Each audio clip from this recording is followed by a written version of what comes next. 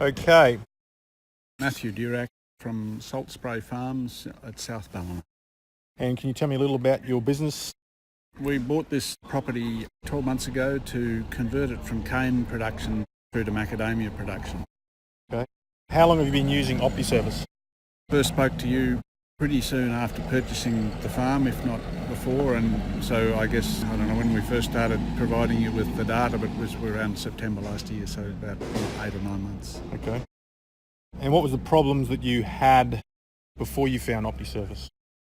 It's critically important for macadamias that we get good internal drainage of the root system, but equally as important the good drainage to allow us to get timely access for operation purposes and without damaging the soil while we're doing that. The cane industry has been able to operate on this very flat, poor drainage country because it only has annual operations and it doesn't matter all that much of it. The country's all buggered up after the harvest, but we can't operate in that sort of a...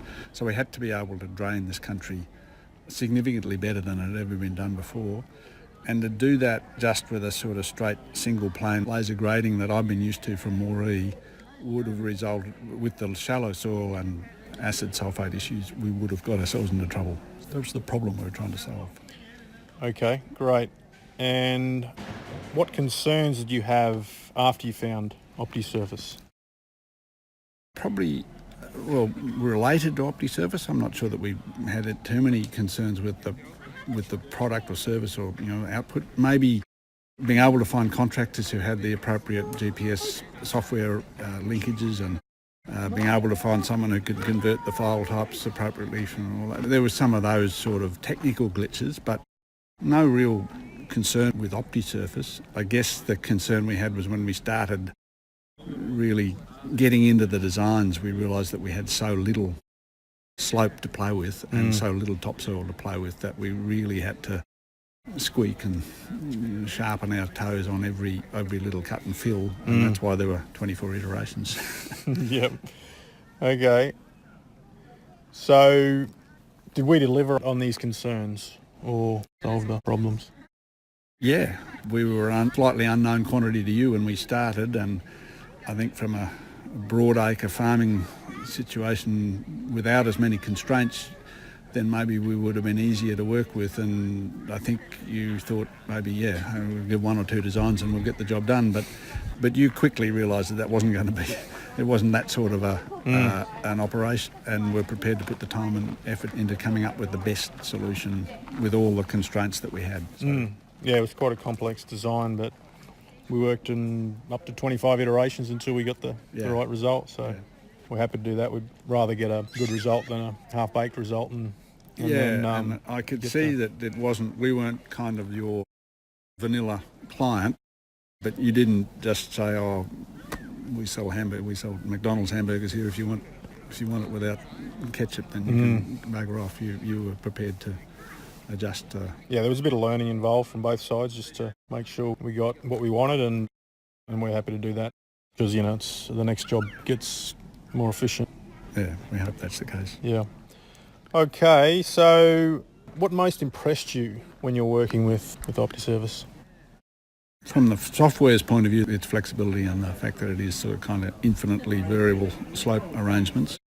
I guess I took all that on board, but what most impressed me is that we could take this and apply it to a country that otherwise wouldn't be considered drainable. That we could maybe look at more of this country that really is, halfway through the process, I think both Robbie and I were thinking, you can't get there from here. But now we're feeling pretty comfortable that this was about as difficult a drainage situation as I think you'd want to have a go at. If we can nail this, then there's a lot more country that we can look at. Okay, excellent.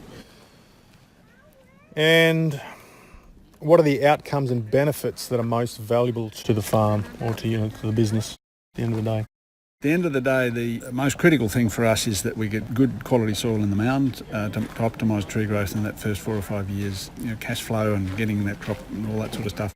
And because we didn't have to move too much soil, we were able to reduce the amount of soil moved, and because we rarely, if ever, got into the subsurface layers and the poor quality soil, I think we've done that. We've got good quality soil in the mound. And the second thing is I think we've got as good access for surface drainage as we can, so we'll get back in the paddock quicker than timeliness of operations when we're farming will be as good as we can be. And they're the two. Good soil and the ability to farm in a timely fashion. Yeah. And was the earthworks volumes a consideration or not really? Apart from the topsoil is a different issue, but just in terms of earthworks, No, that wasn't really the volume of earth moved wasn't very much per hectare really. So that really wasn't. It was really getting the cuts to be as small as possible. So we did move some. We got to this idea of fill to drain rather than cut to drain. Traditionally, when you're single slope, you cut to drain. Well, that one is not good in this sort of environment. And so Robbie really came up with the idea of what about we fill to drain? We fill the holes, we find dirt from other places and fill it. Now that's expensive. We were carting dirt with a tip truck. Very expensive. But not much. Yeah. Not much dirt really. Yeah. In the end, in the scheme of things. Hopefully we won't have to do as much of it elsewhere, but yeah, that was a bit of a mindset change for us to go from a cut to drain philosophy to a fill to drain. And we're going to try and keep with that because we really don't want to touch that subsoil. Yeah. Okay. So, that's it. Thanks, Matthew, for your business, and look forward to doing the next lot. I'll bet you do.